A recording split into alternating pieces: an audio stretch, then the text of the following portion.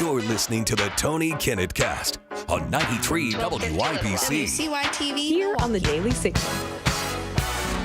Good evening and welcome to the Tony Kinnett Cast here on the Daily Signal, nationally syndicated first on 93 WIBC. There are far too many fires to address at once, so we're just going to get right into it. Governor Tim Walz is getting very, very close to genuinely calling for an insurrection in Minnesota.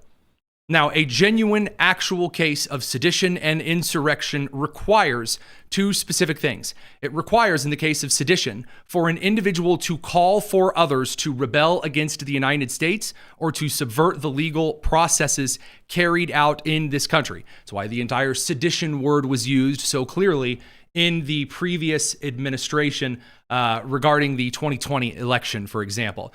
Tim Walz, the governor of Minnesota, has, of course, yesterday called for the National Guard to be on standby, possibly to protect against his words, not mine, possibly rogue ICE agents. One of the most insane things that I have ever heard from a governor of any state. Here's the Tim Walz. Well, I said this yesterday. We've never been at war with our federal government. I think in this case that the National Guard is their main mission. They have a dual mission. So he then continues at the end of yesterday saying that they would be ready to deploy against weather. Some of the National Guard has been known to do disaster recovery, and then against rogue agents. He has now doubled down on that today by floating that the National Guard might need to be deployed to Minnesota schools to protect children and teachers from ICE. Here was the governor of Minnesota. That the state can do to put in additional protection around schools or to allow for additional e-learning days for these situations? Yeah, it's interesting, Dana, that you would ask that. We were just, as we were coming in here discussing, someone asked about that, and they mentioned Ruby Bridges and the Little Rock folks about escorting people in. We have not determined that yet, but it is a situation that we're going to have to explore. So when he talks about the Ruby Ridge situation there, the idea that the National Guard would have to escort individuals in, otherwise what ICE is going to nab them. If there are individuals, say a teacher that is violating federal law, they don't get the ticket to be escorted past federal law enforcement. That is not legal. You cannot violate federal law, and it is insurrection to order the police or the National Guard to rebel against federal law. You can't do it. As I said, again, the thing that cut me deeply was watching what happened in our schools and the chaos. And I was on with Commissioner Jett this morning as he's talking to folks from St. Cloud to Duluth about what they think about today. Should we be in classes today and tomorrow in those schools, or does it pose a potential risk? And so, what are you talking about? Risk to who? What is they're shutting the schools in Minnesota? Why? Why would they need to shut the schools in Minnesota? What would there be any reason why, especially in the greater Minneapolis area? Why would there be any call for the shutting down of various schools and childcare organizations? Now, the Somali childcare daycare centers, I can understand why you might want to shut those down, but there probably aren't any children in there anyway. Although with the number of adults protesting there today, clearly there are individuals who have made the choice to abandon their children and go harass ICE agents. We will get to that. But in the case of the Minneapolis federal law enforcement situation, why would you need to close schools down? That doesn't make any sense at all to the average American. As a small note, viewer discretion and listener discretion is advised this evening. Again, there are far too many clips with far too much profanity for us to censor out expertly in the short amount of time. So what we are telling everyone is viewer discretion. Probably not one to watch with the kiddos. Here's why the Minneapolis schools are closed.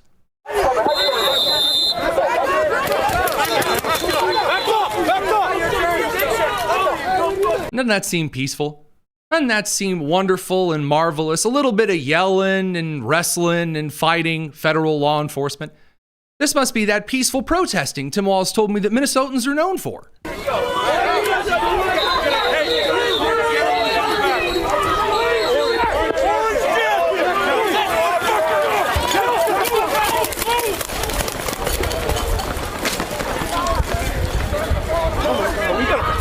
Lovely. Minneapolis is lovely this time of year.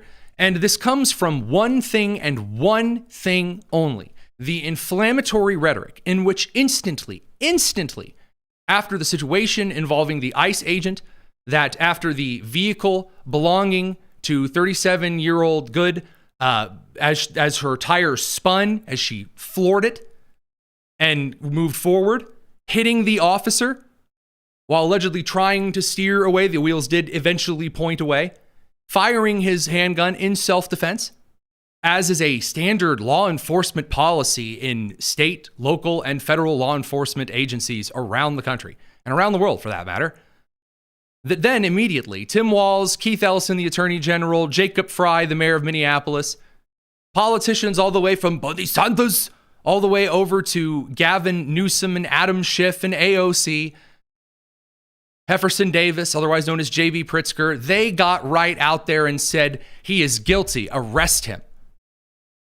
We have another George Floyd moment on our hands. And so the people rose to the call to riot. Now, the situation in Minneapolis all day has been getting more violent, and there are a couple of individuals who are gunning for the Darwin Award. So we have individuals, protesters, rioters, because when you break the law, you become a rioter, who are jumping in front of other ICE vehicles. So individuals who have learned exactly 0 lessons. Those would be those jumping in front of cars in Minneapolis today. Here you go. Here, when they hear the mayor of their city saying, So there's a man that's dry humping a car, as all normal men do. out, and they don't hear much from the governor except please be. And then after he rolls off of the car, he does the, I really like this. He does the, whoa, hey everyone, let's calm down. You were the one violating the law there, my dude. Really bad coverage by the Minnesota Vikings. They got to do better with this. Behave. We saw what happened in 2020. The question is it going to happen again? We'll keep you posted here on the ground, Martha. So again, jumping in front of vehicles, not the smartest thing to do. Apparently something that has become quite common in Minneapolis. Now, there is one final clip, I should say, from this evening, or I should say from the day. A lot of protesters clashing. You will notice that everyone wants to be the media star. Everyone, you've heard, TV killed the radio star. Now get ready for influencing killed the journalist. I bring you the fat kid in a gas mask holding up their phone while ICE upholds federal law around them. Probably should be hung in the Louvre. Here you go. Beautiful. Incredible. Oh my God, drag him back. Go back. Now you say, wait, why are these people being arrested? After all, they're just sitting on the ground. I see crackheads do that in the Speedway parking lot all the time. Well, even though being a crackhead and sitting in the parking lot is a state sport in Minnesota, blocking roads is illegal. This idea that protesters just get to block roads and that's totally fine and therefore obstruct federal law, that ain't allowed. And it will get you carried out by individuals in federal law enforcement. You can see them manhandling the homeless lady from Home Alone 2. At least that's what it looks like. Definitely not Piers Morgan. Let's get back to the sidewalk. Hold on, I'll help you up. I like that. Let's get back to the sidewalk, sweetie. Oh, hey there. Maybe you should stop violating federal law. Let's get you up to the sidewalk a little bit there. Why don't you get it? We'll get you a nice mayonnaise salad, the Minnesota special. Incredible. Incredible. Now, the Attorney General is usually a guy that you talk to at times like these. And Minnesota's Attorney General, he knows the law. Keith Ellison, nobody knows the law. In fact, Keith Ellison knows the law so well, he can look at a video and then boom, he psychically understands the future jury and judge. He's judge, jury, and executioner all rolled into one. Keith Ellison, national media, encouraging these riots. My question is, why I mean, this is a civilian, this is a Minnesota person, a civilian, a person who has. So we've established that this is a civilian. He says a Minnesota person, okay, a civilian, a person, a Minnesota person, and a Minnesota civilian person. Established. Granted, there's no detective work like that. Andy, I think I've figured it out. You don't need Barney Fife for this one. Who is only trying to do legal observing. There's no reason to believe she came there to harm anyone. What in the world is legal observing? Excuse me, sir. Like, is that some creep looking in my windows? Oh, it's okay. He's a legal observer. Now, come more into the light. No, that's not a thing. Legal observing. And also, she wasn't. Her car was parked diagonally in the middle of the street. She was not just legal observing, standing on the side of the road with your phone out, even if you're in a really ugly gas mask, and observing. Yeah, that's observing, and I guess you're on public property, so you're doing so legally. Maybe legal observing is like when you're in law school. You're like shadowing courtrooms.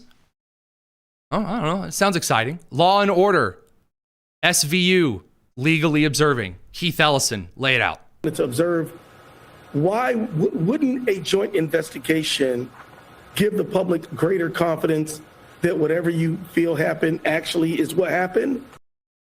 A joint investigation. This brings something rather interesting to the forefront because Minnesota state officials are roaring, ripping, angry.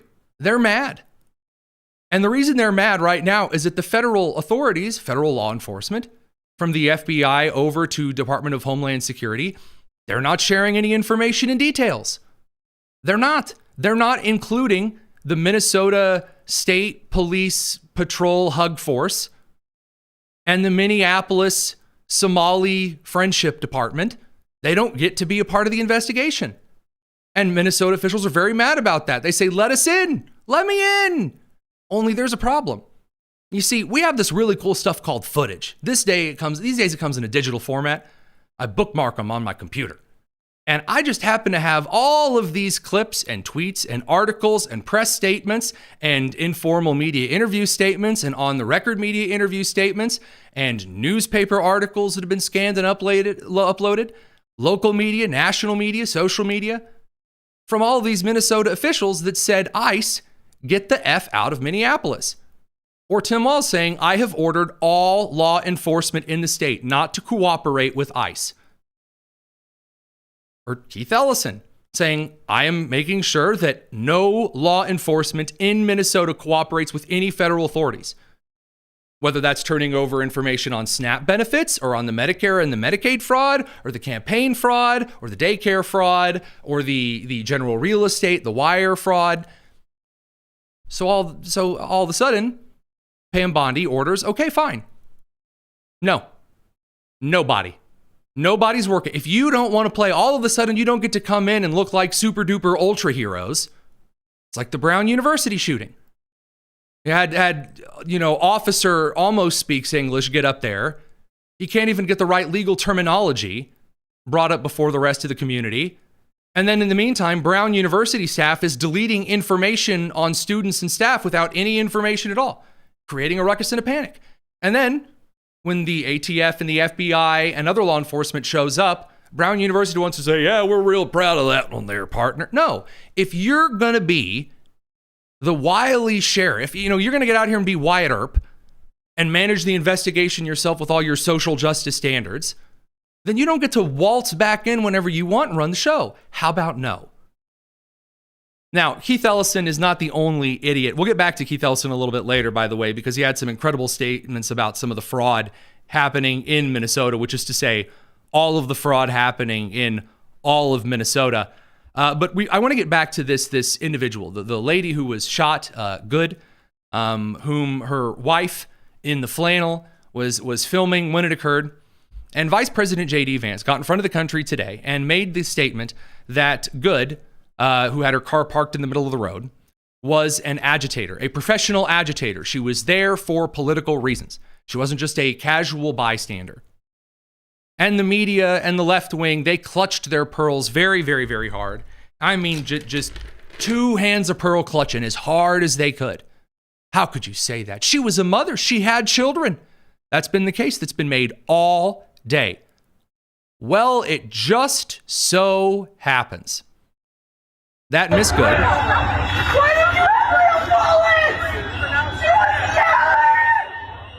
happened to be part of an organization, or calling herself part of Professional Ice Watch. You know these people. These are the left-wing menopausal Karens that have followed around federal agents for the last year and held their phones in, well, I should say who they think are federal agents. Oftentimes they're just holding their phone in front of random people's faces and going, "Are you ICE? Are you ICE?" And obstructing traffic and driving ICE vehicles into the median, boxing them in, trying to obstruct justice. This individual just so happens to have been a member, according to a lot of the reporting that we've seen. Eric Doherty sending this to me. It just so happens she had been agitating, obstructing the federal law enforcement all day before she obstructed a road that ICE wanted through.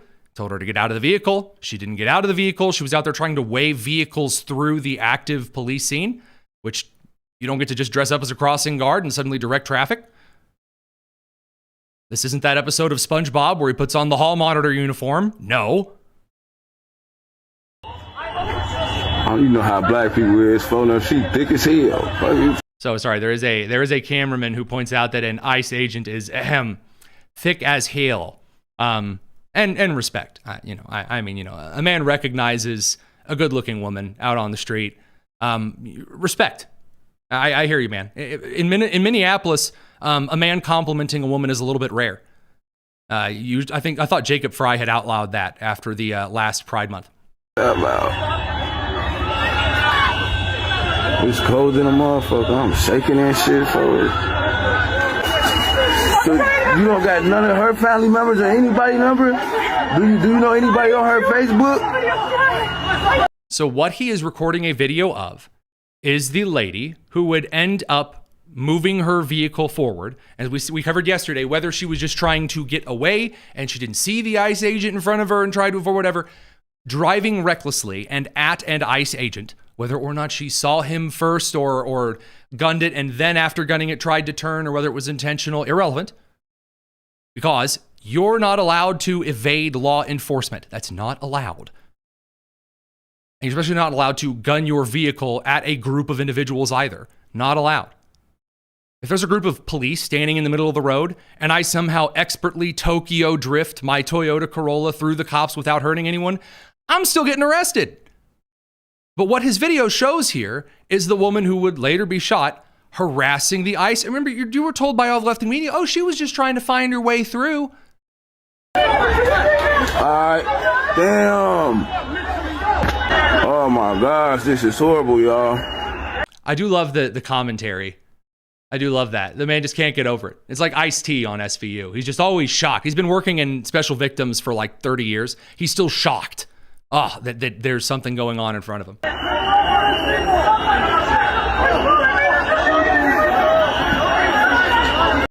All right, then at the very end, you see the vehicle. She moves her vehicle into the middle of the street to block federal officials. Back it up a little bit here. Move it over. You can see her put her vehicle into position. She moves it forward.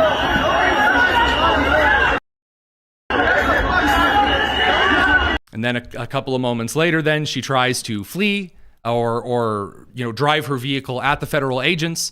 And irrelevant, when you drive at law enforcement, you take your life into your own hands, and the agent acts according to his training. Now, one other thing that should be noted regarding these particular situations, the media is losing their ever-loving mind that the public does not believe them over this footage.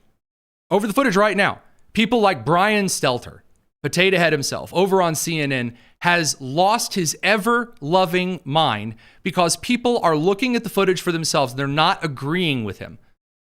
And he's mad because he watches a video and he sees something. He's just very upset. He's like, why aren't you guys just trusting this one angle of the video and no other ones? The White House press secretary used the phrase cheap fakes, the idea of cheap fakes. Let me explain what that is to people. We've been worried for years about AI deep fakes, that computer-generated images are going to trick people into believing something that's totally false. Cheap fakes are a little bit simpler. They're cheap. They're just distorted, out-of-context videos, chopped up in certain ways, constructed in certain ways. That's what we're seeing. That's what the... Oh, wait a minute. That's a clip of Brian Stelter saying that you shouldn't believe your eyes with just a few seconds of video. Oh, but all of a sudden today he said seeing is believing. That's what we used to think. But now the old adage, what you see is what you believe, feels outdated. In this era, what you believe is what you'll see. So now you have Brian Stelter out there making the case that because people really want to see that she was actually just this innocent mom trying to flee, that makes her wonderful and innocent and amazing, and this officer is an evil, terrible person. Whereas just a year ago, you'll remember, or I should say, just a year and a half ago, Brian Stelter and his ilk were making the case that how dare you question the mental health of Joe Biden in the tapes in front of your eyes. Now, again, there are a lot of networks that aren't playing all of the various angles of the incident, and now we are moving on to really, really dangerous rhetoric. Before we get to that, I do want to play Kristi Noem's assessment of the situation, Department of Homeland Security's secretary. So important to get this on the record as well. Because of the adverse weather that Minneapolis has seen in recent snow, one of the vehicles became stuck and ensnared in the snow. Law enforcement were attempting to push out this vehicle, and when a mob of agitators that were harassing them all day began blocking them in, shouting at them, and impeding law enforcement operations. ICE officers and agents approached the vehicle of the individual in question, who was blocking the officers in with her vehicle, and she had been stalking and impeding their work all throughout the day. Now, we do have information now that confirms, yes, this individual left her kids elsewhere, which again, is not always a guarantee when it comes to left-wing protesting. Left her kids somewhere, this devoted mother, and then went and followed law enforcement around all day, attempting to obstruct federal law enforcement. And then when she violated the law, she took her life into her own hands. The officer reacted accordingly. We have numerous pieces of footage that have now been released. What happens when officers aren't able to bounce off of the corner of the front of the vehicle and do get stuck in and injured or possibly killed. There's information that the agent that fired the shot may have been struck by a vehicle before or in an attempted striking by a vehicle a couple of months ago. She paid the price.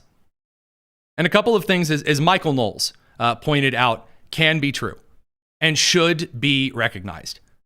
Number one, law enforcement in that situation was entirely in the right. If an individual guns their vehicle at you, and then after the wheels spun, then they tried to turn, the law enforcement was correct in firing into the windshield. That is correct. That is a correct move by the officer. The lady, this Miss Good, was entirely in the wrong. She violated the law. She was told to get out of the vehicle. Now, there are, individuals that are coming out with brand new second eyewitness reports. CNN had one of them on who claims to be this eyewitness. And she says, well, actually, they were just telling her to move. Like, move away. This is Emily Heller. This is this eyewitness that they claim. They're saying, oh, well, here's the proof. I came out onto my front porch, and there was a woman who was a protester. She was blocking traffic with her car. She was parked perpendicularly. So the convoy, there was probably 6 or 7 ICE vehicles. So she had blocked the traffic so they couldn't get through. That's illegal. That is illegal. You can't do that. You cannot impede law enforcement at the local level, at the state level, or the federal level. You cannot do this. And ICE was screaming at her to move. And here is her claim. ICE was screaming at her to move. And she didn't move. And then finally, when she finally decided to move, that's when they shot her. Nope. Not what the video shows. According to the footage, according to the actual of the day footage, we do not have any audio that shows ICE individuals at the scene of the, of the attempted car strike and then the self-defense firing and the legally justifiable homicide in this case. Nowhere at any time do we hear ICE officers yelling, "Move, move, move."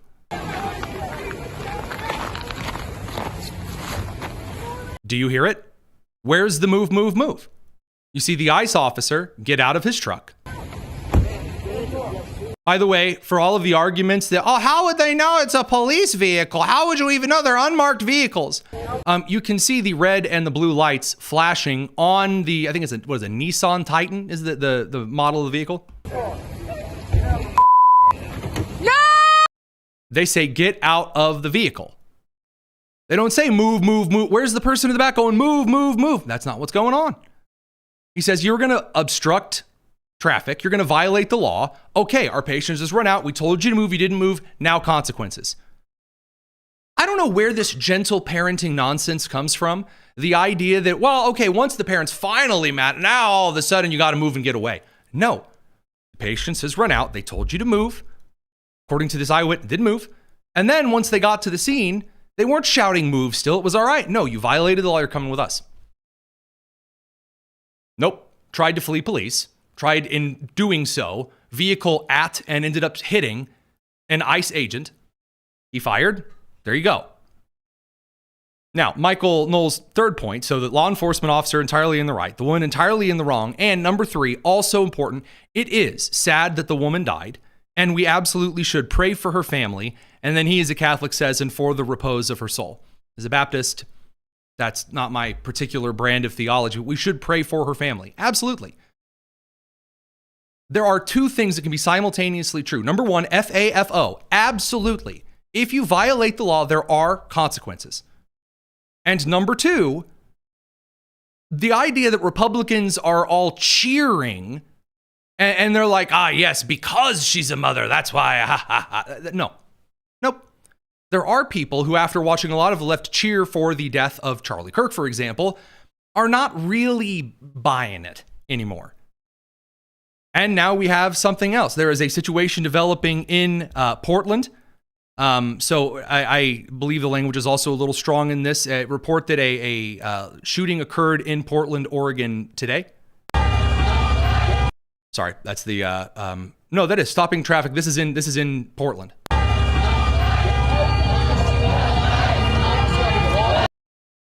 Actually, clarify, Daniel, is this in Portland or is this in Minneapolis?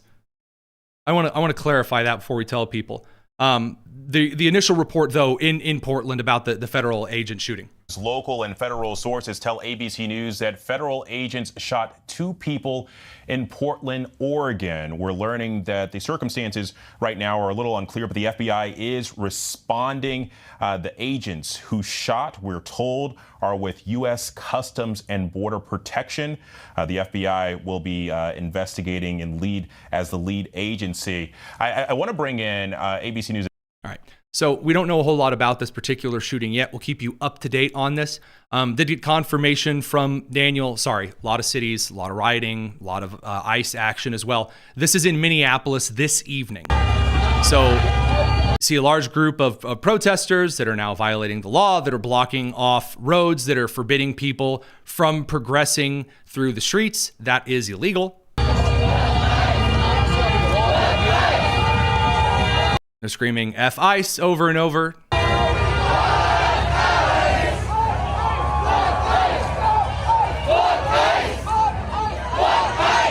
So very, very, very good times. Well, again, we'll keep you up to date on whether the situation in Minneapolis develops. God willing, hopefully, something just a bit calmer than is more likely to occur. Now, we do have Kurt Schlichter over from townhall.com. Kurt Schlichter from townhall.com to talk a little bit about the situation in Minneapolis. Again, a lot of the other situations regarding law enforcement in this country and the reaction to it. Don't go anywhere. We got a big show tonight. Lots to cover. It's the Tony Kinnett Cast here on The Daily Signal.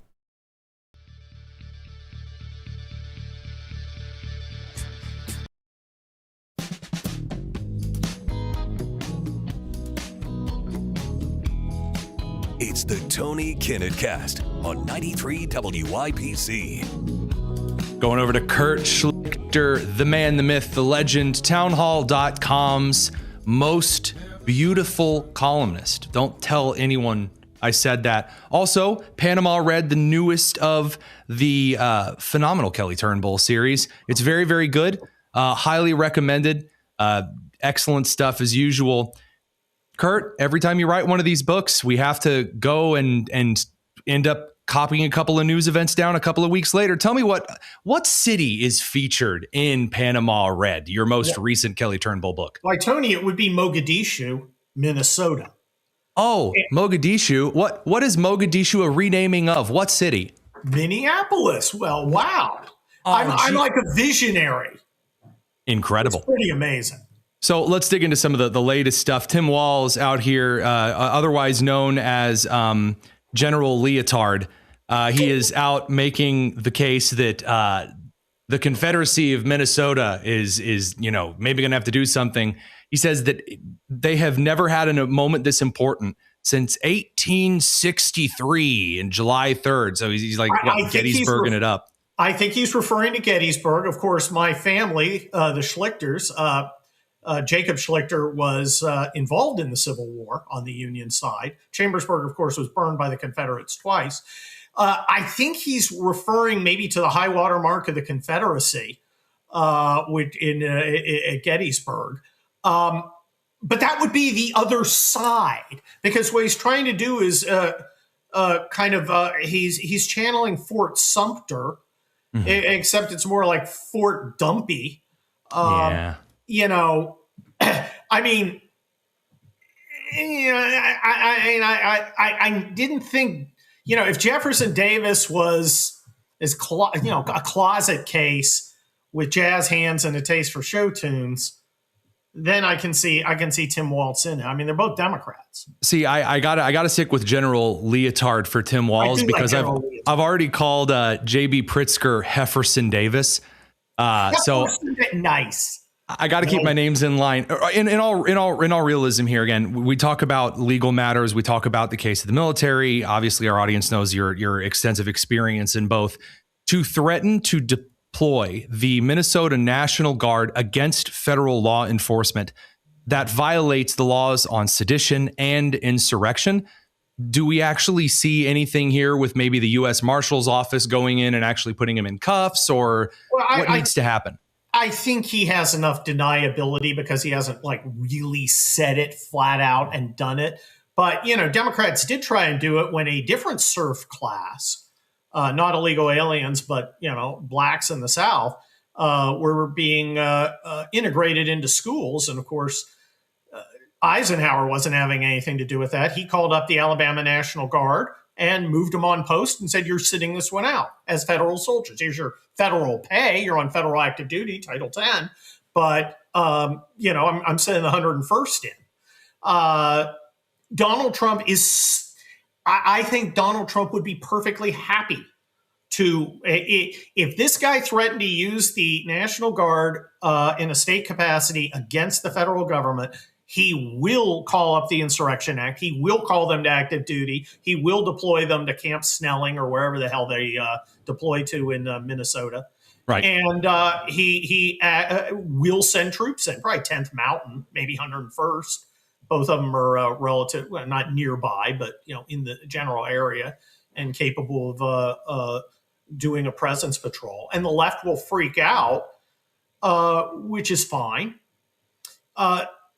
They've been slobbering for a chance to get a martyr. And it turns out this weird lesbian psycho woman who's a poet, and I've read her poetry, and wow. You didn't like I mash up Bibles and give them to the thrift store? You didn't think that was poet laureate material? Maybe I'm not smart because it didn't rhyme, but it also had no reason. I mean, they're absolutely willing to sacrifice this wine woman for their cause. Here's the thing, and I'm a little surprised this is still going on. after 24 hours. Because you saw some of the more moderate Democrats took a look at it and said, yeah, we need to investigate, but, we need to, and if you're just listening, I'm making this make it go away movement.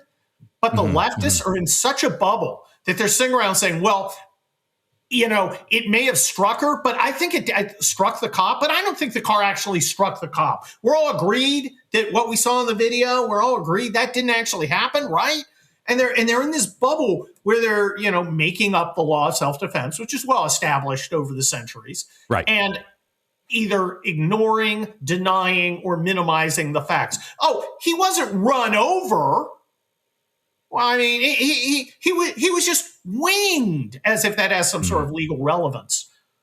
This is something that I've seen articulated by quite a few. I would say, other decent former lawyers and legal guys over on the right, whether you're talking about Ben Shapiro or Dan McLaughlin. A couple of guys have come out and made it rather clear that it doesn't even matter whether the lady, Mrs. Good, was trying to hit the officer.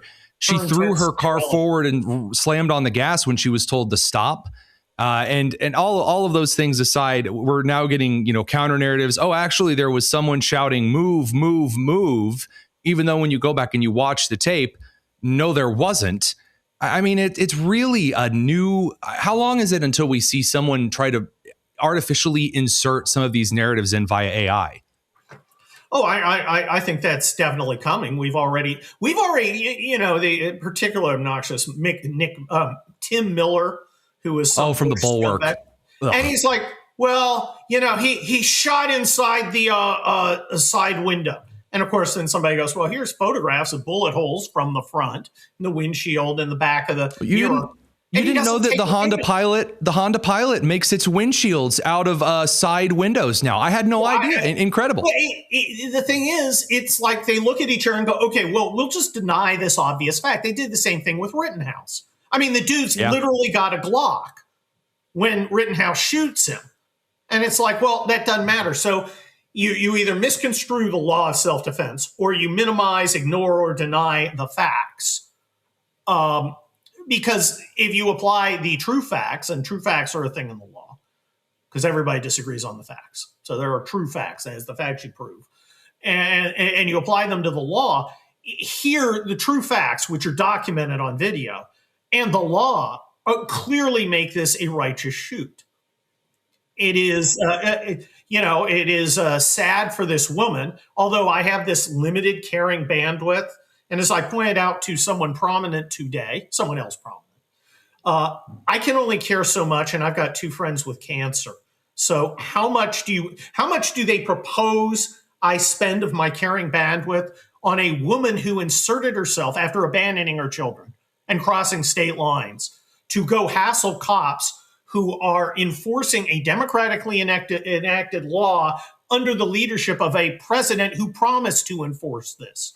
How much caring of the limited caring I have? What really cracks me in half, what really just, smacks me right in the forehead over this one is that before this incident, the Minnesota state officials, the local officials, Jacob Frey, whether we're talking about Attorney General Keith Ellison, whether we're talking about General Leotard, Tim Walz, when we're looking at these individuals, they said, we're not going to work with ICE. We're ordering everyone in Minnesota, do not work with ICE. Don't talk to any federal official, no law enforcement cooperation. Now they are losing their minds because the feds are not giving them access to the FBI's investigation.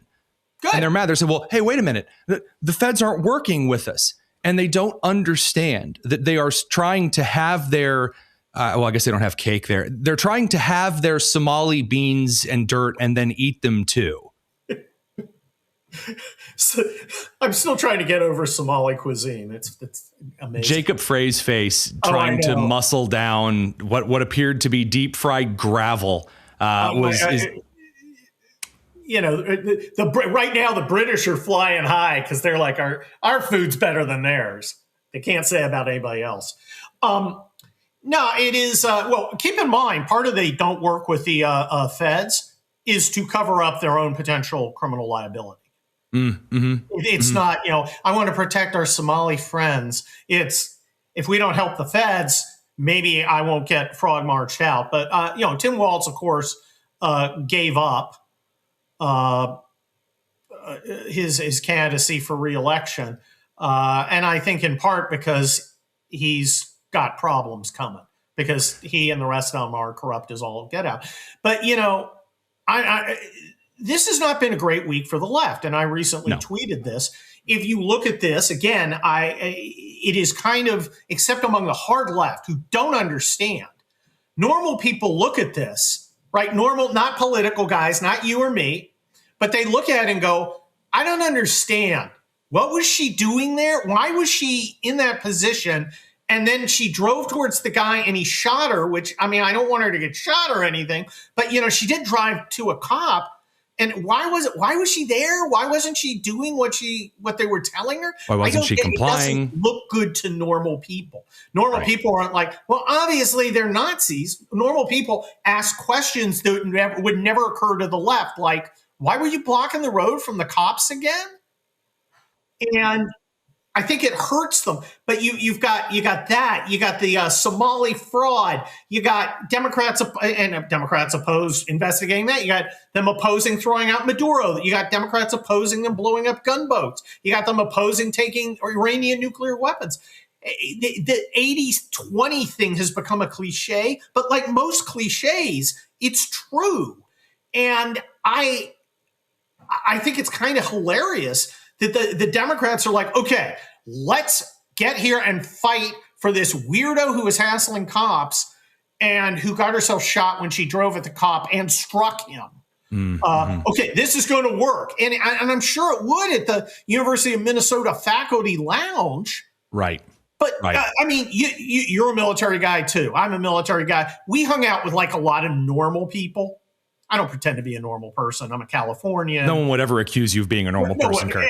I'm a lawyer, I'm not. I don't pretend to be Kurt, man of the people, but I hung out with a lot of real men of the people, and I'm just thinking that normal people are going to have like that just doesn't seem right. What's going on in Minnesota?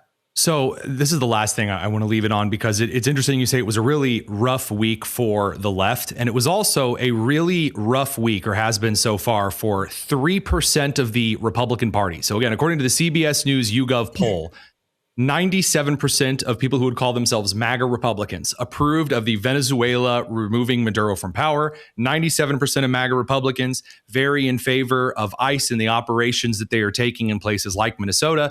There's that 3% who disapprove. Now, I would love to share with you, just because I think this is really funny. So that 3%, the Marjorie Taylor Greenes or Tucker or whoever it is that's very, very mad and yelling and upset. Tucker's newsletter this morning, I kid you not, he is angry that ICE is doing what they're doing. He says that actually the mom that was the woman who was shot, who abandoned her children, like you said, and drove the officer, that she's the victim in all of this. And then, I'm not joking, he compares this to Venezuela and Israel in his newsletter. This crew is disintegrating.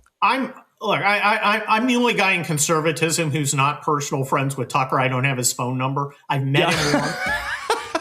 I mean, I got buddies who are like, buddies are like, yeah, I was texting Tucker the other day, and I'm like, what'd I ever do? Before, and I've met him once. I've been on his shows several times. I think he's a very smart guy. I think he is an interesting guy. I think he said a lot of important things. And I frankly think he's having some kind of mental breakdown. I can't account for the irrational change in his viewpoint. And anybody, well, he's getting paid by Qatar.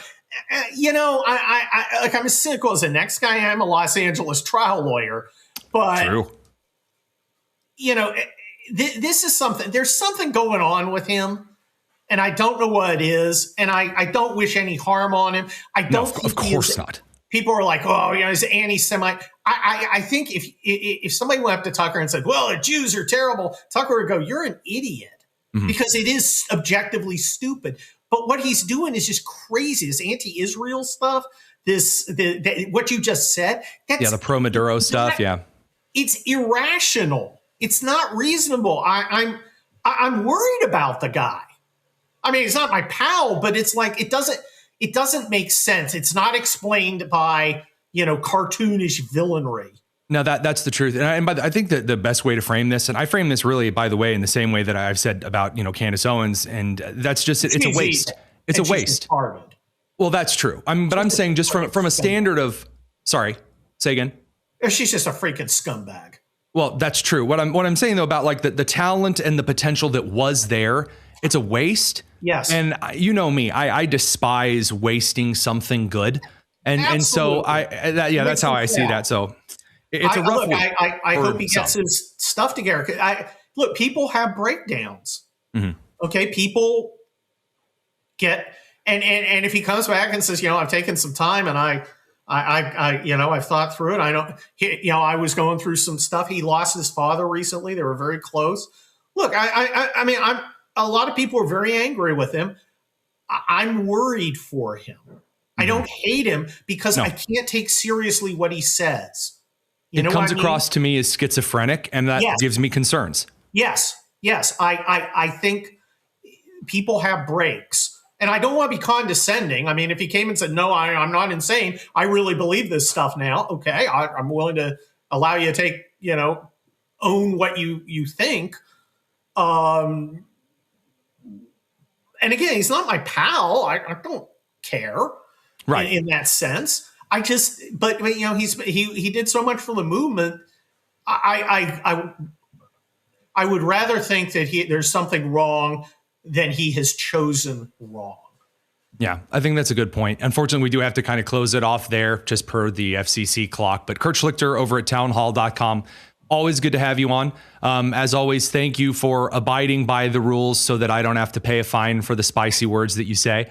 No, and I really appreciate you, man. I'm not the mayor of Minneapolis. I mean, Mogadishu. Very, very, very true indeed. We'll bring you back real soon. It's the Tony Kinnett Cast. Now, let's dig into some of the news updates. Tim Walz, about an hour ago, posted a very, I don't know, guys, how else to put this. It's one of the saddest things I have seen. It's really, Tim Walz is now, after using the National Guard and saying it's 1863, right before Gettysburg, he's getting ready to fight the Civil War, right after he said this. Our history, when things looked really bleak, it was Minnesota's first that held that line for the nation on that July 3rd, 1863. And I think now we may. Great. Yeah. So right after that, now Tim Walz is out here to announce it's time for a day of national unity. So he dresses up like Maduro. I think, is he wearing the gray sweatsuit? Yeah. So he dresses up like Maduro when he's captured, which is an interesting move. And he's ready to make his announcement. Either this or your grandparents are calling you via FaceTime. Identical stuff here to me. Hi, everyone. Minnesota Governor Tim Walz here. You witnessed in Minnesota yesterday a tragedy, the death of Renee Good on the streets at the hands of a federal agent. So we're starting real clear, making it very clear exactly again, right how he feels. You also witnessed last night a beautiful vigil, a peaceful vigil, people expressing their constitutional and First Amendment rights in a peaceful manner. And for that, I say thank you. I've been very clear. We need a couple things here. We need Minnesota to carry out this investigation to make sure that the professionals at the BCA and that local law enforcement who's in charge of law enforcement make sure we do the investigation. So when a federal crime is committed and impeding federal law enforcement is, you guessed it, a federal crime, the feds get to lead the federal investigation. He wants to do the investigation. Why? So they can Derek Chauvin this. That's why. That's exactly why. They want to indict that agent. His name has already been doxxed. His picture posted everywhere.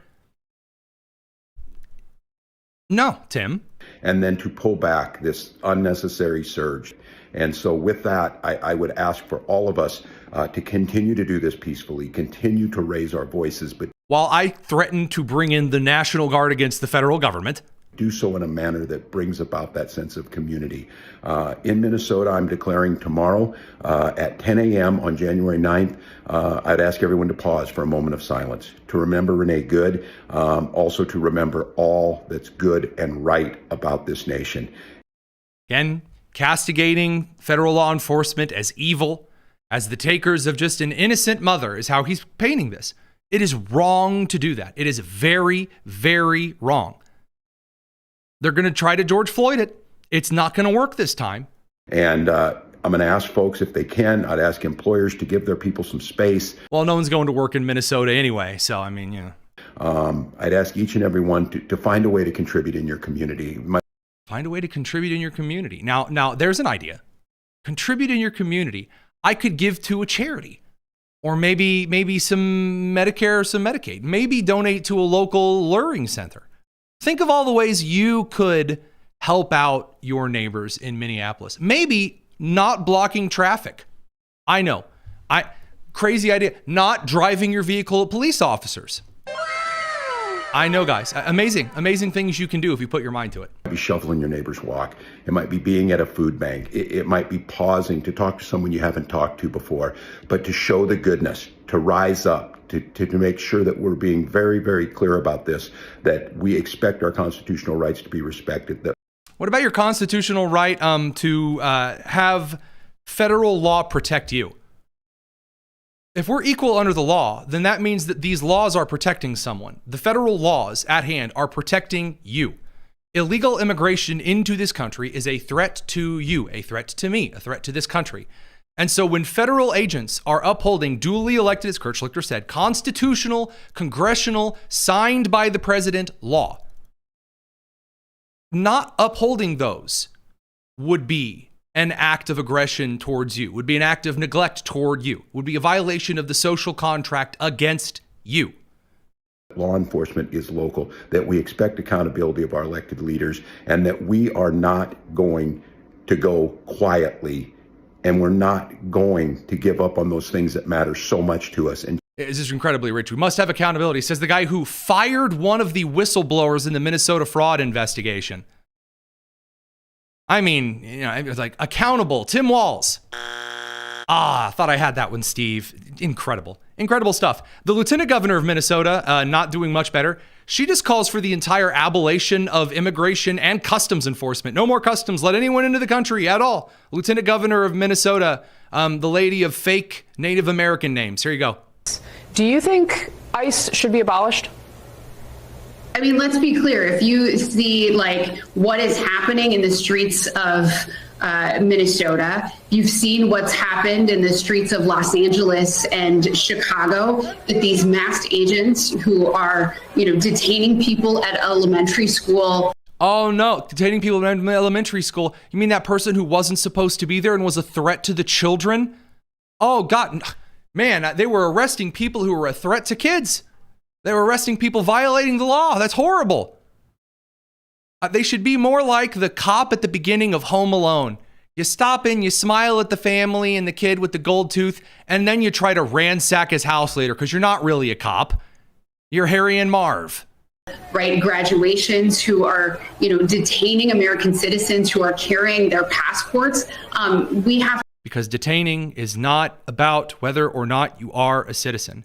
If you are aiding and abetting an individual who is violating the law, if you are in a house, you're in a living room, and someone says, "Hey, you want to do some crack? Let's smoke some crack," and they start smoking some crack because I don't know, you're in one of those houses for whatever reason, and you're like, "No, I don't partake. No crack for me, please." And the cops kick down the door, and they start arresting the people smoking the crack. I got a little news for you, buddy. You're also getting arrested. Why? Because you are there with the people who are breaking the law. If you are with a bunch of people who are illegal immigrants and you are with them and amongst them, you will also be detained because they want to know why you are amongst those breaking the law. This is very, very, very basic civics. We're going to get to that with the nonsense around the self-identified physician medical denial or whatever here in a little bit. We'll let Lieutenant Governor Ojibwe Balabwe continue. To absolutely start over with this agency, and frankly, Kristi Noem and leadership of ICE should be dragged in front of Congress. And let's be clear, how they are acting right now is unconstitutional. So should we throw out this current model of ICE? Absolutely, yes. Excellent stuff. I'm incredible. Now, I did mention the other particular case. in which the claims being spun around, people pretending that they don't understand how normal things work. The left ran wild with this today. So that CNN lady, the eyewitness, that they had on to say, that the officers were shouting, "Move, move, move," even though she didn't record that. Here we have a new claim. So there's an individual that shows up, again, among the group of people who were agitators, protesters, yelling at agents, and he starts walking towards the crime scene. And the federal agents say, "Stop." Here you go.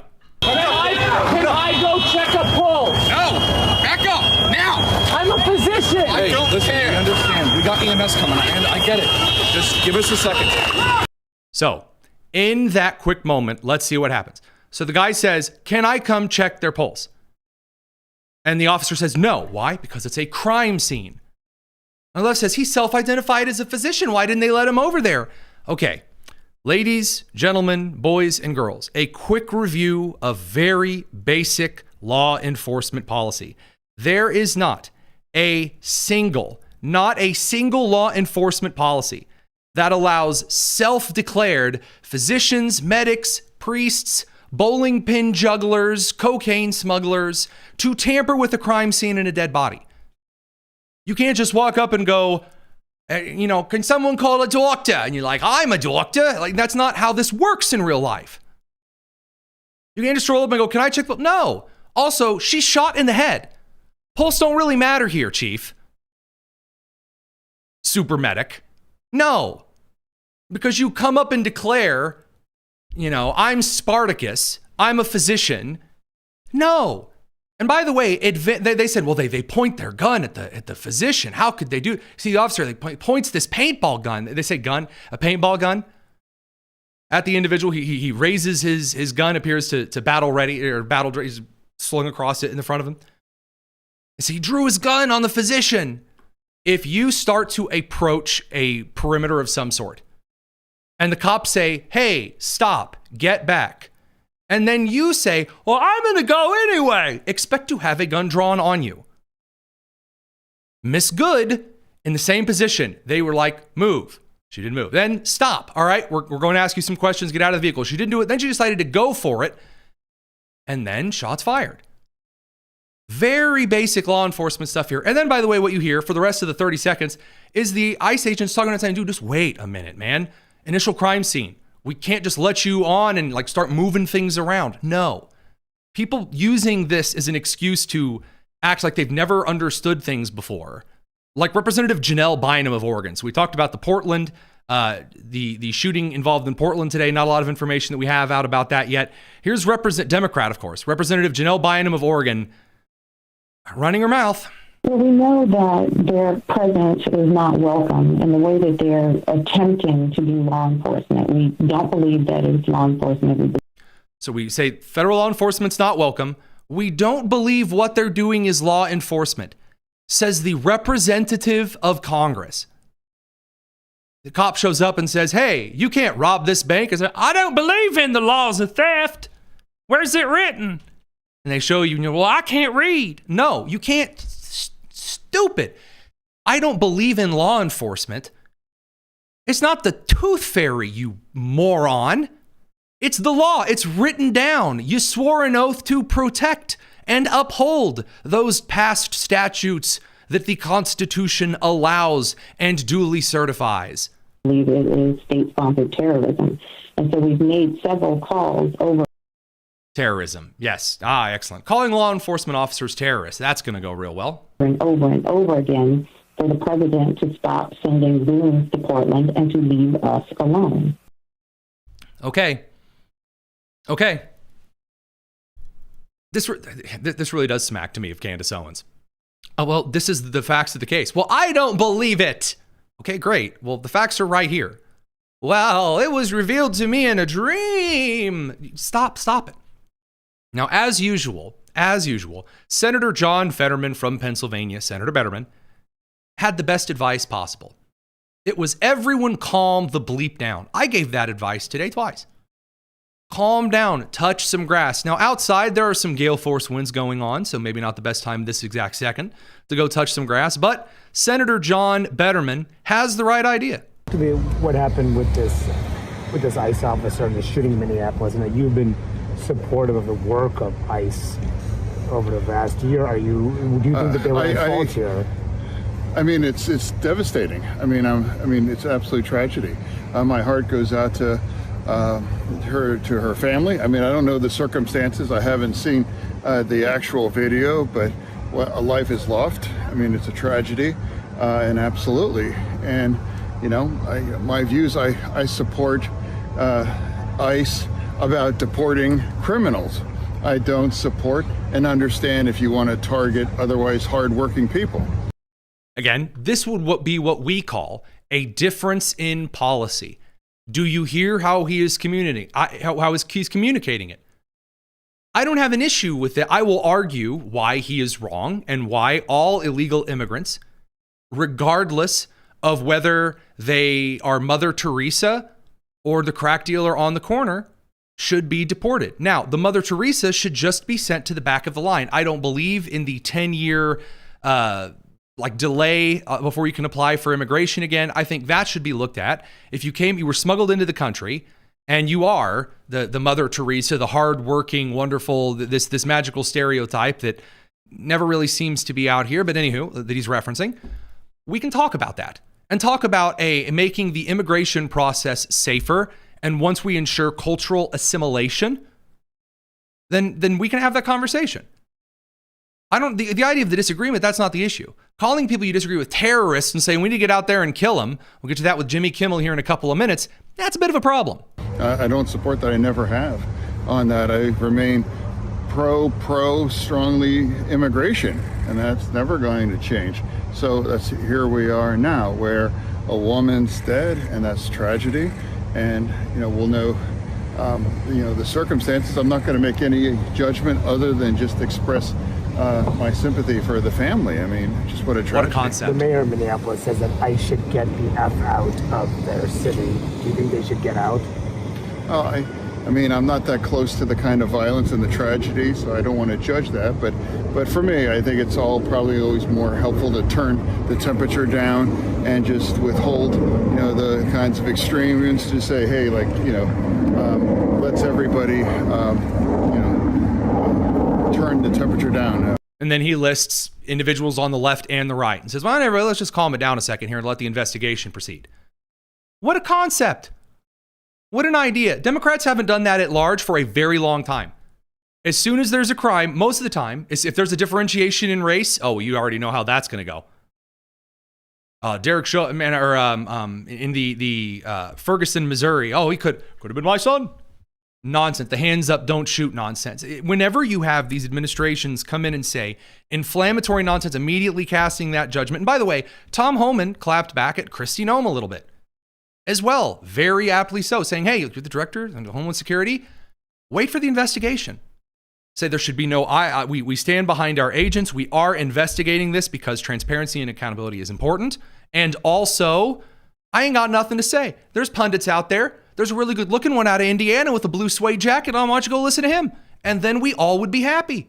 I mean, except those of you who have to, listen to me. But you can just be a little bit, relax your slacks. You don't have to get out in the middle of Minneapolis and scream and yell and be like Hakeem Jeffries and say, there's no way this would. There's no evidence that has been presented to justify the shooting of an unarmed woman in Minneapolis. There's no evidence to an unarmed woman in Minneapolis. She was ramming her car through the police. That's not an unarmed situation. That is utilizing a mechanism, a means of attack. You are using the vehicle as a battering ram. That's the minority leader of the House, ladies and gentlemen. God be with us. Now, the fraud situation is also particularly distressing, although the Department of Homeland Security, now that they have stopped just sending in guys to talk to random convenience store owners, now we actually see Department of Homeland Security and the FBI in Minneapolis. Carolyn Lovett, the White House press secretary, pointed this out. There are a lot of agencies that are on the ground in Minnesota. And here we see agents just hauling out the boxes, doing investigating, no longer taking no for an answer.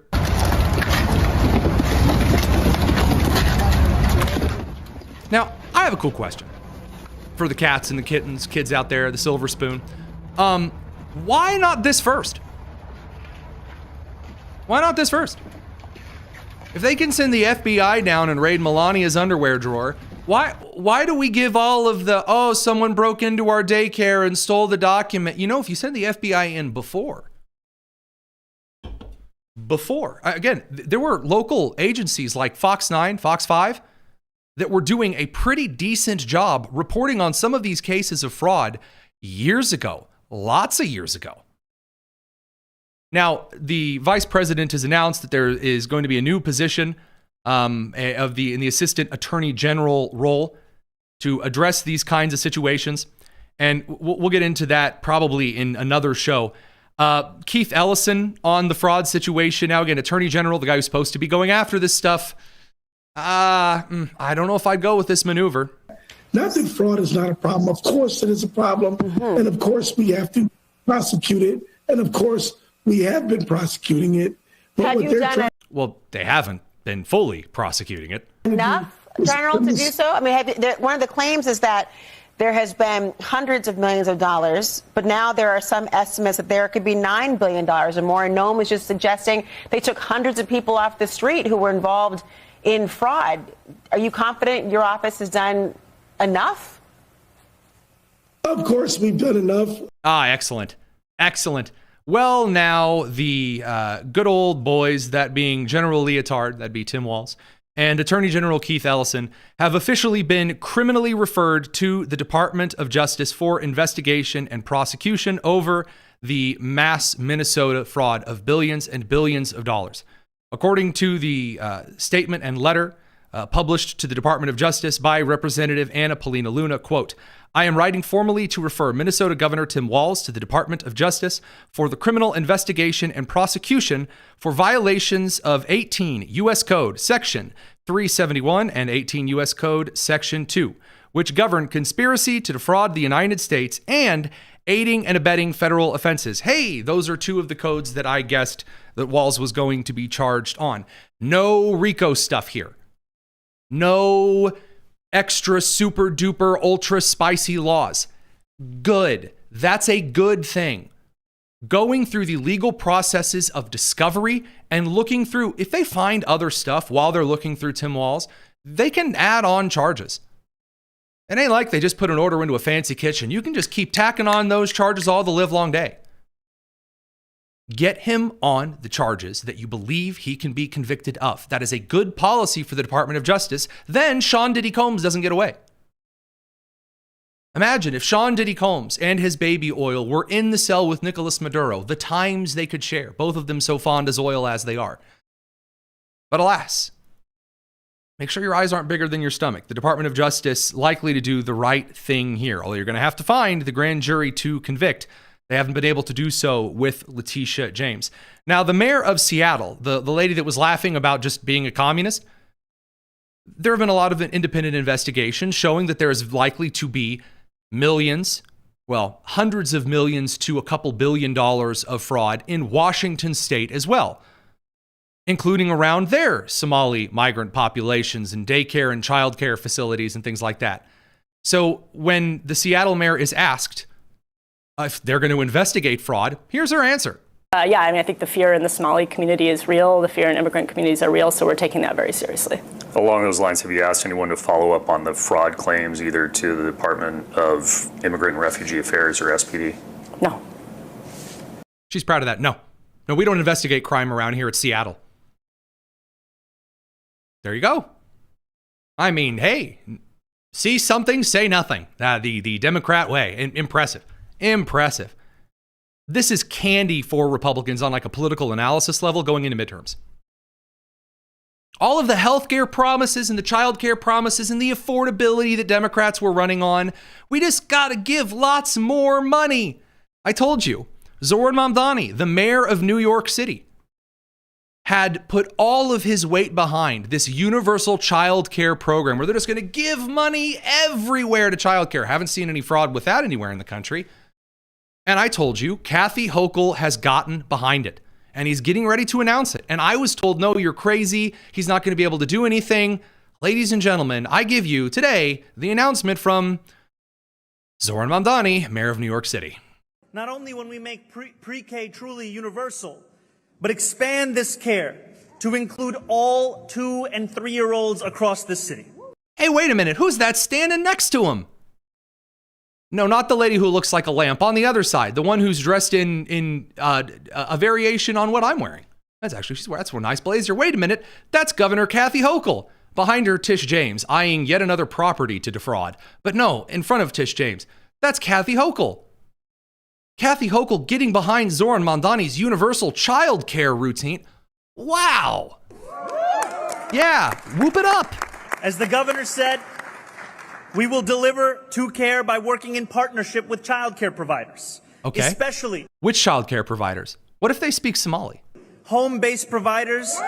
Home-based provider. You mean I can just list my address and say, I'm running a daycare. Don't come a knocking. And if you show up and I go, hey, is there a daycare here? And the owners go, what are you talking about? Oh, yeah, there's just been someone at 2 a.m.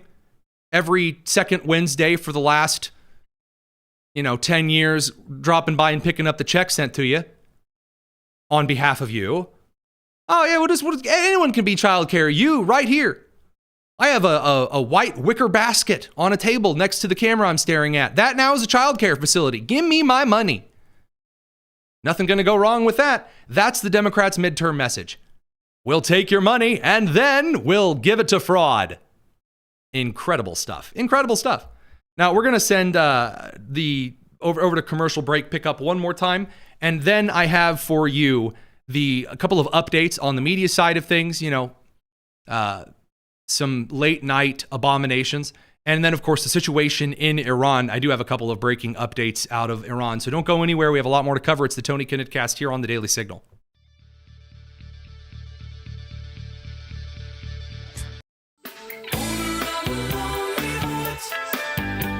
You're listening to the Tony Kinnett Cast on 93 WIBC. The situation in Iran continues to... I can't really say deteriorate, although it is the regime's hold which is deteriorating at this point. So there are protests and riots erupting across all 31 provinces of Iran. Now, there are a couple of things, again, as a reminder, that led to these protests and riots. Number one, and first and foremost, the economy, 42% inflation, the rial, the currency, is completely collapsed. After a bunch of protests and riots, the government came out and announced they were giving everyone $7 worth of currency. So, well done, mullahs. Absolutely stellar. And then the second reason that people are extremely upset is they are tired of seeing women beaten and raped as a policy in Iran.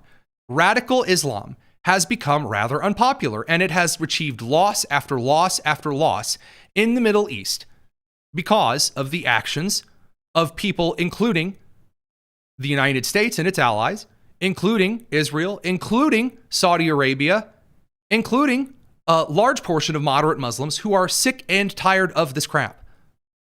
And it just so happens that Tehran can no longer hold it down. Now here's some of the details before we get into some of these clips here. Right now, we understand there to be, according to human rights group estimates, which are about as useful as feet on a fish, 36 to 45 deaths since December 28, over 2,000 arrests. I don't know the real number to that. You don't know the real number to that. No one in Iran knows the real number to that. Human rights groups literally take a dart and throw it at silly putty and then pick a number between 1 and 10 and then announce that to the media. That's how they do things. Sorry. Human rights watchdog groups are about as intent on human rights as the Southern Poverty Law Center is on poverty or the law. So that aside, the exiled Crown Prince Reza Pahlavi has called for rally demonstrations, viral call for unified action. This has resulted in seeing the lion Iranian flag, the monarchical Shah flag, at a city center in Khurramabad. But first and foremost, I want to show there is footage of Iranians pleading for President Trump and other world leaders to intervene on behalf of the civilians in Iran. Hi, Mr. Trump. Here is Mashhad City. Ayatollah killed my people. Please help to my people. Please head to Reza Pahlavi. Come to Iran. Baby Netanyahu, please call to Iran. Please help to Iranian. So it's quite the mess. Also, here's the footage of the Iranian protesters removing the Islamic flag and replacing it with the monarchical Shah flag in Khurramabad. You see the flag with the lion in the center. That's the monarchical flag. Now, President Trump told the phenomenal host, Hugh Hewitt, today about his plans and his leaning towards the exiled prince essentially attaining power in Iran. It happened. Would you meet with Crown Prince Pahlavi, who is the heir to the constitutional monarchy? He doesn't want to rule. He would be a symbolic ruler like King Charles. Well, I've watched him, and he seems like a nice person, but I'm not sure that it would be appropriate at this point to do that as president. I think that we should let everybody go out there and we see who emerges. I'm not sure necessarily that it would be an appropriate thing to do. There you go. President making it clear whether or not he's going to put his chips behind the prince or not. In this case, kind of up to see whether it happens. He does have a lot of popular support on the ground. Remains to be seen. What is the situation in Iran itself right now?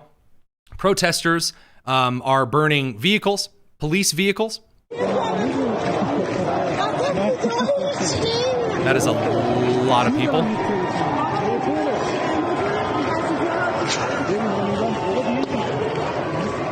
Absolute chaos in Tehran. The internet has been cut, although Starlink is active over Iran, Elon Musk's internet system.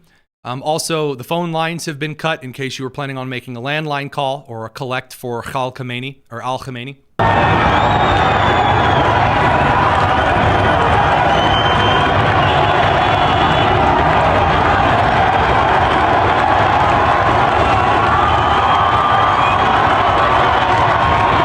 Now, I do appreciate the comments on the live stream saying that they can't really tell the difference between this and Tehran and Minneapolis a few years ago.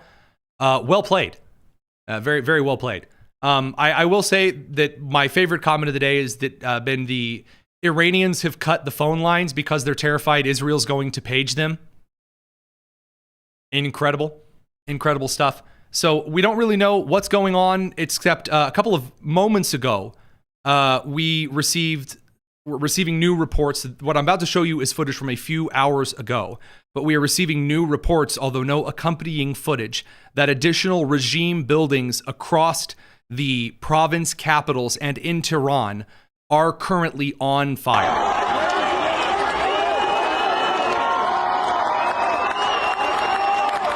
That is a lot of people.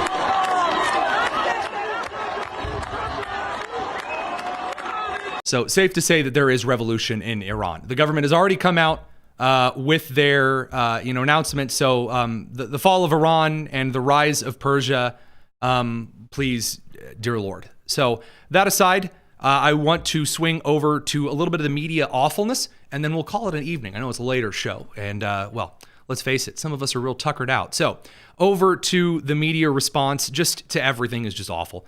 Jimmy Kimmel, who... Again, remember the tears and the heartfelt moment and the sweet, they tried to cancel. I'm so sorry. I would never do anything to be mean to anyone. So in a spirit of unity, Jimmy Kimmel has announced Donald Trump will kill you shirts. Because 5 years. Sorry, let me get that clip loaded. I remember now. I didn't have that one particularly ready to go. Jimmy Kimmel's Trump will kill you shirts. I personally wouldn't have done so, but here you go. You know what? Maybe they're trying. I know what they're doing. They're trying out a new slogan. Donald J. Trump is going to kill you. It's pretty good, right? This maniac, he isn't just killing people overseas. An ICE agent today shot and killed an unarmed 37-year-old woman during an ICE operation in Minneapolis. So now that he's going to get all, really, teary, and again, judge, jury, and executioner. There's the rhetoric. There's the language right there. Clearly, Trump's killing people. Trump's Hitler. All of this. You see the same stuff over from Whoopi Goldberg. I know. I hate showing you the view. But again, given that sad, depressed, and angry middle-aged left-wing women are about half their party at this point, I mean, what she's saying, that is a core demographic. You got to admit, that is basic political research. Whoopi Goldberg is just inviting other countries to come in and attack the president of the United States. By the way, unless you are being very clearly satirical, that is also technically sedition. That is calling for the president, asking for the president to be assassinated. That's very illegal. You can't do that. Let me just say this. Here's my question. Where is everybody? Where is everybody else? We come to everybody's aid. Yeah. We help everybody. Yeah. NATO, they came and helped us after 9/11. Where is everybody? Because You're worrying about Greenland right now. Because I'm not on board for Greenland. So I don't know this one angry white woman who's dressed like what appears to be a cowboy boot with Kleenex sticking out of it, yelling about Greenland, whatever. But Whoopi, listen to what she's saying. She's asking other countries to come in and help. Help with what? Where is the government? Do you realize we don't have a government? Oh, because Congress has given all their power away. Yes, they do nothing. This is a huge and should be our biggest bitch right now. So look how she's looking around. She's trying to garner support. She's trying to get everyone rallied up because what is she saying? The other governments in the world need to come into the United States because we don't have a government. Why is she saying this? That should be, because all of this is happening because there is no one doing checks and balances. There are. There is not yet a federal judge the president of the United States has ignored. Not a single one. There is not a single congressional law the president of the United States has violated. There is not a single Supreme Court order the president has turned down. No, the checks and balances are working as intended, boys, girls, and squirrels. The filibuster hasn't even been removed yet, for crying out loud. Where is the government? Why aren't they doing their job? And let me tell you, I feel like, Sorry, you actually can't tell me what you feel like. Michelle Obama said we're not allowed to listen to what black women feel. They never talk about it. Black women never tell us how they feel. Michelle Obama made it very clear. Sorry, Whoopi. I know you're about to, but Michelle Obama, she said that black women are not allowed to say what they feel. So you stop right there, sailor. He hinted yesterday. He says he was joking, but he hinted yesterday that you can see the aluminum foil starting to ooze out of her hair. Maybe there won't be midterms. Yeah. Oh, yeah. Now, we're in it already. Okay, we're not heading into it. You can see the other hosts going, oh my God, is she going to get like us in serious trouble? Oh my God, here she goes. She's out there going, now you out there, you out, I know you out. Let me tell you how I feel. I know, that the midterm, he was joking, but I know, I licked my notebook paper real close, and I know him. And you ain't eating. She's like swiveling back and forth, like they're gonna have to replace the gas cylinder on her desk chair. We're in the dome right now. Okay, we're in the Dawel White. What'd she say? We're in it already. Okay, we're not heading into it. We're in the dome right now. Does anyone know what she said? We're in the Dawel right now. Is that a phrase? Are we in the towel right now? Get out of my bathroom while I'm showering, Whoopi Goldberg. What does in the Dawel right now mean? Did her mom take Tylenol? Okay, we're in it. So her other hosts have no idea. We're in the dome. We're in it. We're in here. The dome? What does in the dome mean? We're in the dome. They're out of the box. Taco Bell's thinking outside the bun. Somebody's dancing in the rain. Prepositions are fun. We really need to be paying attention to who we've given power to. And if the people we've given power to, whoever you vote for, if the person you've given power to. She's now addressed 4 different cameras, the crowd. She's pointed at the other hosts as the people in power. She thinks that Joy Behar is Donald Trump. All of that plastic surgery was just for nothing. Doesn't give a damn about you. Get him out. Yeah. Ah, yes, calling on other countries to come in and get the president of the United States. Now, I'm sorry. I now understand why no one has arrested her over this. I don't think a lawyer could make an argument that anything she said was coherent. Boy, that's real special. Usually you have to walk through Philadelphia at 2 a.m. to hear something like that. That's some exciting stuff. Thank you very much, Whoopi Goldberg. Excellent. So the media crew, they're doing really well. Now, don't get me wrong. The protesters aren't doing too hot either. Here is a protester at the ICE protests, as they were, she seems to think that ICE is who went in and captured Nicolas Maduro. These people vote. Could have been avoided. So many deaths, 30 plus more deaths. I don't know the exact number in Venezuela. There were 30 plus numbers that were killed by the ICE agents. They killed 30 plus numbers, guys. 3, 7, 9, 14. No one's heard from 17 in weeks. And man, I tell you what, I knew it was an expensive operation, but I really didn't think 1999 was going to make it out of there. 30 plus numbers, minus numbers, divided by numbers. I mean, it's getting straight up logarithmic in there. Last couple of years, so many people, these deaths can be avoided. Why is the camera person reaching out and touching her? So she's hyperventilating. She's claiming that ICE went in and took Maduro. No. Then the producer reaches out and they're there. It's okay. Those numbers, you got to count with your hands and your feet. Watch 4 or 5 hours of news a day. Work 16 hours. 45 hours of news a day? Hang on, what? I watch 4 or 5 hours of news a day. 4 or 5 hours of news a day. Okay, I think I understand why you're so stressed. If you're watching MSNBC, MS Now 4 or 5 hours a day, yeah, I can see where the stress is coming from. Work 16 hours a day, and it's just not enough. You watch news for 4 or 5 hours a day, and you work for 16 hours a day. You're sleeping 4 hours a day, 3-4 hours a day, and you're wondering why you're hyperventilating about Sesame Street's cast of numbers getting offed by ICE? It's same is happening with public, same is happening with Senates and everywhere. It's just yes, my 2 favorite houses of Congress, the public and the Senate. Thank you, Palpatine. It's happening everywhere. This all can be avoided. Suju, thank you so much. I appreciate your time. Yes. Oh, that was a guy touching her. It is weird. There are some skis. I know that's like a cameraman or a reporter or maybe just some like drunk college freshman that they found over at, Columbia. But, the reporter, I don't think you should just go around touching people. There are some skeezy dudes at these protests. It is very well known among a lot of really gross characters who brag about this quite consistently, that one of the easiest ways to take advantage of a woman is to go to a left-wing protest, because those are some unhinged people. Now, cool tip for life, don't sleep with crazy. Don't date crazy. You see that look in the eyes, you run. Now, she was wearing sunglasses. Maybe she was watching news. Really, the best thing to ask anyone is which numbers they think are still with us.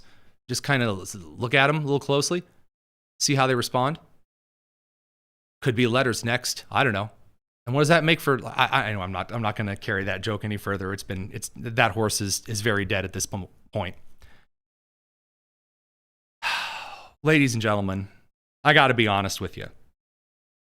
I'm very optimistic for a lot of people in this country. I'm very optimistic that the general direction of how people view news, of how people view things that are important, like this country and its culture, are headed in a positive direction. Unfortunately, while we are in the process of heading in that positive direction, there are individuals who are heading in the complete opposite and are getting more violent and more angry and are screaming things like, here in Minneapolis, and I quote, this is from an hour ago, Kristi Noem will hang. The Minneapolis peaceful protesters, ladies and gentlemen.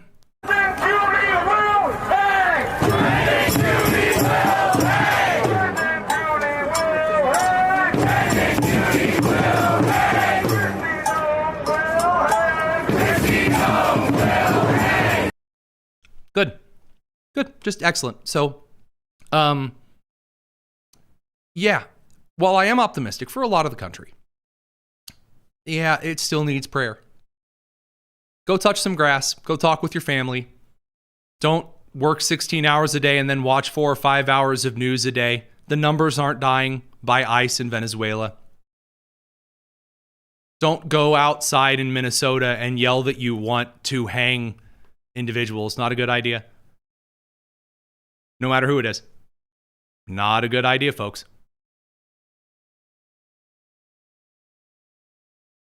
It's really hard to make me speechless on this show. But as Tim Walz said, it's 1863, and he's going to deploy the National Guard to the elementary schools. All right. I'd say that's about enough for now. So as far as that's concerned, I'm going to level with you. I'm not entirely sure how much of the show we'll have tomorrow. Not because of any big breaking news. The Peach Bowl is tomorrow. And I need to watch Coach Kurt Schlichter go up against Oregon. Oregon versus IU was my favorite game in the first season.